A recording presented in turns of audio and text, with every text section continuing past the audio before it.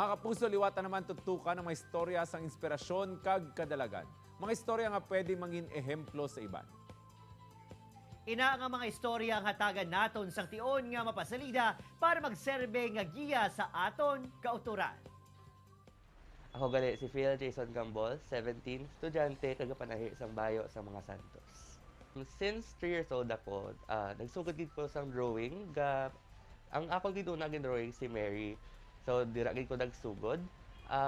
Suppose ang gadako nako going grade school, gusto ko gid magka-Santos kay na-inspire man ko sang akon nga lola nga when I was young, and nag-continue gid ang akon nga dream nga na hasta subong. Siguro 2018 sang napatindog ko ni ang akon nga Santos.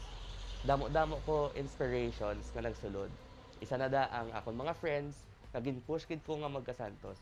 Since ang family ko dad is very devoted sa simbahan, and when I was young, I really started to love the idea nga magkadto sa simbahan, mag-participate sa mga activities nga in line with the simbahan, of course.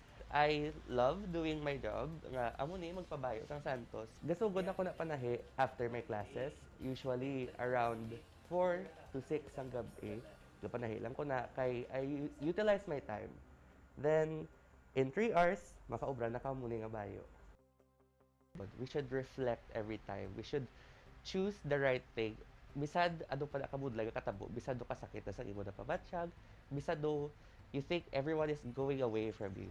You should always look back and thank God for everything. Kaya it's still a blessing that you're here. Even if gapangabudlay ka na, it's still a blessing.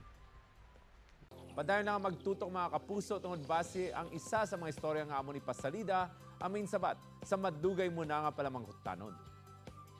Kag sa mga kapuso nga may mga istorya sang pagbangon sa tungasang pagtilaw. Ilabi na sa mga pagpamalandong sining Kwaresma, i-share diri sa amon para mangin inspirasyon man sa iban.